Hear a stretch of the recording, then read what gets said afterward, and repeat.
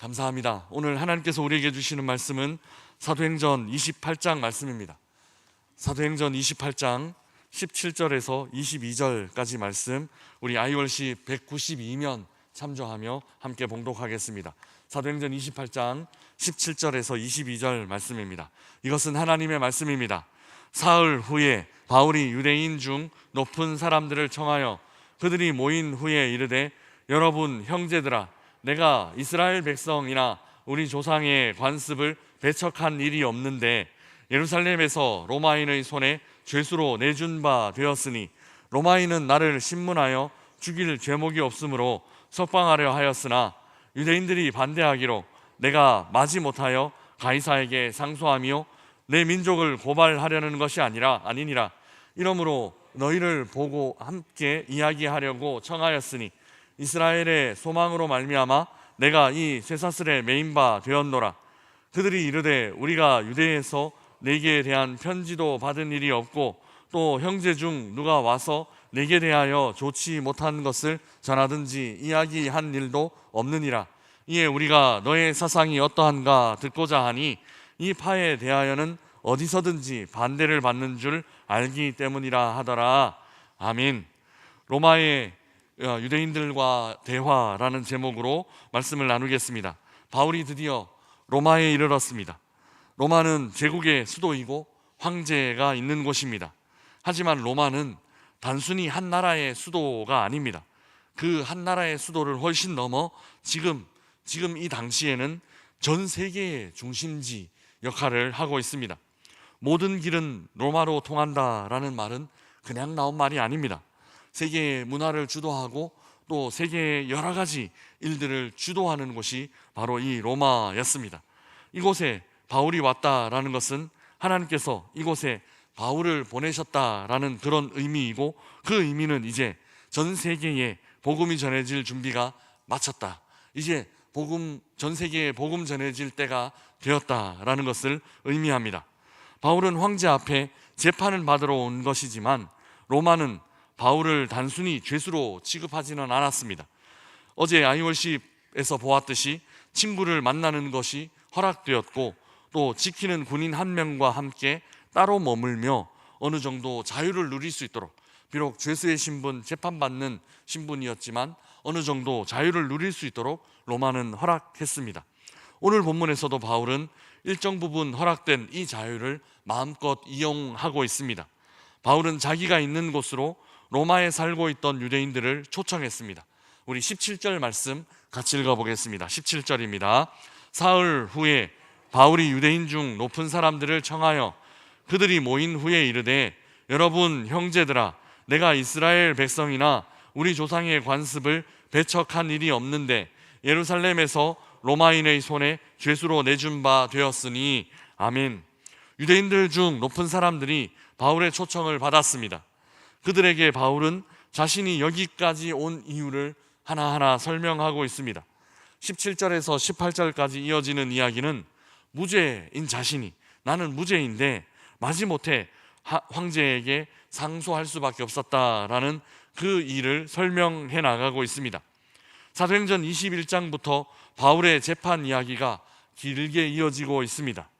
그 이야기 안에서 바울은 로마의 천부장, 또 로마 총독, 그리고 왕 등이 주도하는 재판을 여러 차례 받았습니다. 그 재판에서 한 번도 바울의 죄가 특정되지 않았습니다. 오히려 재판장들마다 바울의 죄 없음이 드러나곤 했습니다. 황제에게 상소하지 않았으면 풀어줄 수 있었다, 석방할 수 있었다, 이렇게 말하기도 했습니다. 유대인들의 억지 주장과 살해 위협으로 인해 바울은 로마에 있는 황제에게 올 수밖에 없었습니다. 마지못해 여기까지 왔다, 이렇게 고백되고 있지만 사실 이 마지못해 이면에는 하나님의 섬세한 계획, 하나님의 섬세한 섭리가 있습니다. 우리의 인생도 마찬가지입니다. 뭔가에 떠밀려서 인생이 진행되고 있는 것 같고 뭔가에 떠밀려서 마지못해 우리의 인생이 흘러가는 듯 보이지만 돌아보면 한순간 한순간 하나님의 계획하심, 하나님의 간섭하심, 하나님의 완전한 역사하심이 있었다, 우리는 그렇게 고백할 수밖에 없습니다. 바울의 마지못해라는 고백도 하나님의 섭리하심으로 나타나고 있는 장면입니다. 이 일이 하나님의 섭리다 여러 번 말씀드린 적이 있는데, 바울은 단순히 재판받는 것 아닙니다. 죄의 유무를 가리는 것은 처음부터 의미 없는 일이었습니다. 유대인의 입장에서도 마찬가지입니다. 유대인의 입장에서도 바울의 죄의 유무를 가리겠다, 그래서 재판 건다, 이런 것 아닙니다. 돈으로 매수한 증인들, 그 증언들은 서로 엇갈리게 되었고 이렇다 할 혐의점도 특정되지 않았습니다. 그러니까 유죄 무죄를 가리는 일은 유대인들에게도 중요한 일 아닙니다. 심지어 재판하다가 자기들끼리 막 싸웁니다. 부활 문제에 대해서 바울이 나는 부활 믿는다 하니까 짧은 순간이기는 했지만 바리새파 사람들은 오이 죄가 없네, 이렇게 이야기까지 했습니다. 바울을 재판 걸어놓고 바리새파 사람들이 죄 없네 이렇게 얘기하기도 했고, 또 사두개파 사람들은 더욱 살기가 등등하게 되기도 했습니다. 그래서 재판정에서 피고와 원고가 싸우는 것이 아니라 원고 자기들끼리 싸우는 그런 일도 있곤 했습니다. 사실 유대인들의 의도는 점점 변질되어 갔습니다. 재판을 통해 바울의 죄를 찾으려는 마음, 이 마음은 완전히 사라지고 없고, 재판을 핑계로 바울이 이동할 때 자객들이 소란을 일으켜 바울을 죽이려고, 바울을 처단하려는 그런 마음밖에 없었습니다. 이 재판은 바울의 입장에서도 이기느냐 지느냐 이 판결 중요한 것 아니었습니다. 이 재판은 바울의 전도 자리입니다. 바울이 복음 전하는 자리가 바로 이 재판 자리다 여러 번 말씀드렸습니다. 하나님은 바울을 부르시면서 소명을 주셨습니다. 그 소명은 이방인과 또 이스라엘과 임금 앞에서 복음을 전하는 것이었습니다. 임금들에게 복음을 전하는 일은 굉장히 좋은 전략입니다. 임금 한 사람이 바뀌면 나라 전체가 바뀌고 나라 전체가 복음화될 수 있기 때문입니다. 하지만 이 일은 그렇게 쉬운 일이 아닙니다. 임금에게 접근하는 일, 복음을 전하기 위해 접근하는 일 자체가 어렵기 때문입니다.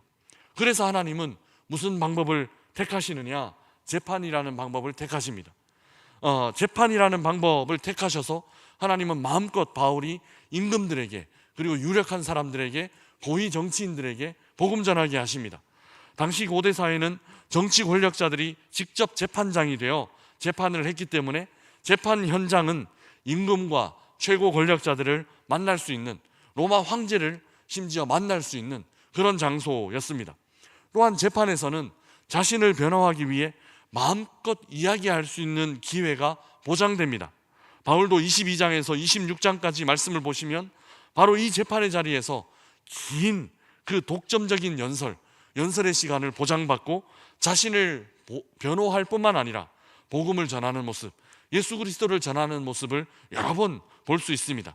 그리고 재판정 뒤에서 심지어 그 재판장과 그 고위 정치인과 조용히 이야기 나눌 수 있는 기회도 생겨납니다.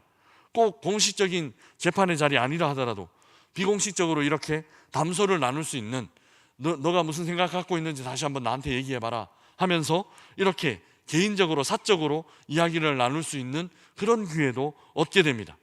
그래서 하나님은 바울이 재판받게 하셨습니다. 지금 황제를 만나러 온 이 여정도 마찬가지입니다. 황제를 만날 수 있는 가장 좋은 방법, 그 제국의 최고 권력자를 만날 수 있는 가장 좋은 방법은 바로 재판이었기 때문입니다. 특히 이 재판이 진행되는 동안 바울은 특별 대우를 받을 수 있었습니다. 바울은 죄수와 같은 신분에 있었지만 그럼에도 어느 정도 자유로운 활동과 사람들을 만나는 일이 허락되었습니다. 오늘 본문에서도 유대인 높은 사람들을 청할 수 있었던 이유가 바로 여기에 있습니다. 바울은 이제 드디어 로마에서 사람들을 만나고 있습니다. 바울은 이제 드디어 로마에서 복음 전하고 있다라는 것입니다. 이전에 로마서가 기록되었을 때 그때는 아마 3차 선교 여행 중이었을 것입니다. 그때 바울은 로마로 갈 계획을 세우고 로마인들에게 편지를 한 장 써서 보냅니다. 그게 바로 우리가 갖고 있는 로마서입니다. 로마서를 미리 써서 보내고 자신은 예루살렘으로 돌아왔습니다. 이 편지가 도착했는지, 여기 모인 이 유대인들이 이 편지를 읽었는지, 이 로마서를 읽었는지는 알 수 없습니다. 정확하게는 알 수 없습니다. 오늘 본문에는 바울을 비난하는 편지는 받은 적이 없다 밝히고 있지만 바울의 편지, 로마서에 대해서는 언급하지 않고 있기 때문입니다. 그런데 이렇게 바울의 초청에 응한 모습, 외지에서 바울이 왔는데 바울이 한번 만나서 이야기 나눕시다 했을 때 이런 초청에 응한 모습을 통해 볼 때 이들이 로마서를 읽지 않았을까, 이들에게 로마서가 전해지지 않았을까라는 것을 조심스럽게 추측해 볼 수 있습니다. 사실 바울은 이전에 로마로 갈 수 있을까 여전히 깊이 고민했던 적이 있습니다.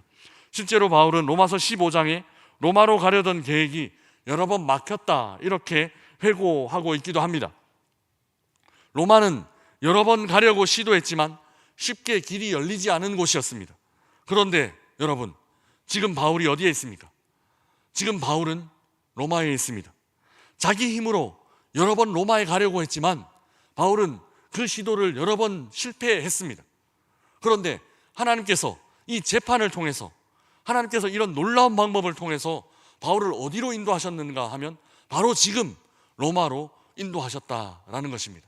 하나님의 방법은 우리가 상상할 수도 없고, 하나님의 방법은 우리가 감히 생각할 수 없는 방법으로 이루어지고 역사한다라는 것을 알 수 있습니다. 우리는 어떤 일들을 이루기 위해 이런 순서들로 일이 진행될 것이다 예측하고, 그렇게 되지 않으면 포기하는 경우들이 참 많이 있습니다. 로마로 가려면 로마행 비행기를 사야지, 비행기 티켓을 사야지 생각합니다. 그런데 바울은 로마로 가는 비행기 티켓을 산 적이 없습니다. 그런데 로마에 있습니다. 이것이 하나님께서 역사하시는 방법입니다. 재판은 사람들을 힘들게 만들고 지치게 만드는 것입니다. 그것도 억울하게 재판에 연루되었으면 더욱 그럴 것입니다. 피고가 아니라 원고다 하더라도 재판에 휘말리고 싶어하는 사람은 아무도 없습니다. 그런데 이 재판 때문에 바울은 로마에 있습니다. 사람들이 피하는 일, 바로 그 재판 때문에 바울은 로마에 올 수 있었다라는 것입니다. 그토록 오고 싶어 했던 곳, 여러 번 시도했지만 실패했던 곳, 올 수 없었던 곳, 하나님께서 이 재판이라는 사람들이 꺼려하는 방법을 통해서 왜 나는 재판을 받고 이 죄수와 같은 신분으로 있는가 원망될 때 있었겠지만 이 일을 통하여 하나님은 바울을 로마로 이끄셨다라는 것입니다. 사랑하는 명선의 가족 여러분, 우리 하나님은 참 놀랍게 역사하시는 분이십니다. 하나님의 역사는 돌아보면 참 놀랍습니다. 바울이 그토록 오고 싶어 했던 곳, 그러나 쉽게 올 수 없었던 곳에 지금 바울이 이렇게 기적적으로 와 있다라는 것이죠. 바울이 그토록 만나고 싶어 했던 사람들, 로마서를 기록하면서 그토록 바울이 만나고 싶어 했던 사람들, 지금 바울 마음껏 만나고 마음껏 이야기 나누고 있다라는 것입니다. 선교비 한 푼 쓰지 않고 로마 군대의 보호를 받으면서 바울은 그 꿈에 그리던 로마에 와 있습니다. 하나님의 역사는 우리가 생각하는 것을 초월합니다. 우리는 재판 피해야 하는 것이다 생각하지만, 그리고 로마로 가기 위해서는 많은 돈이 필요하다 생각하지만, 그런데 하나님은 그 피하고 싶은 재판을 통해서 바울이 로마로 오게 하십니다. 그리고 재판을 통해 임금들과 유력한 사람들에게 마음껏 복음 전하고 마음껏 예수 그리스도를 소개할 수 있는 장을 열어주십니다. 뿐만 아니라 로마로 가는데 돈이 필요한 것 아니다 말씀하십니다. 내가 가게 하면 가는 거다, 그렇게 말씀하십니다. 우리의 지금 막혀있는 답답한 상황과 막혀있는 답답한 기도의 제목들도 하나님께서 열어주시면 열리는 겁니다. 하나님께서 이끄시면 인도함을 받는 것입니다. 하나님께서 회복하시면 회복되는 것입니다. 이렇게 펼쳐질 하나님의 역사들을 기대하며 사시기를 주님의 이름으로 축복합니다. 오늘도 이렇게 역사를 주관하시는 하나님께서 우리와 함께 하십니다. 그 하나님을 믿고 의지하며 오늘을 사십시다. 우리가 생각하는 대로가 아니라 우리가 차마 생각하지도 상상하지도 못했던 방식으로 하나님께서 우리의 삶을 통해 일하실 것입니다. 역사를 주관하시는 하나님의 놀라운 개입하심과 함께 하심이 가득한 오늘 하루 되시기를 주님의 이름으로 축복합니다.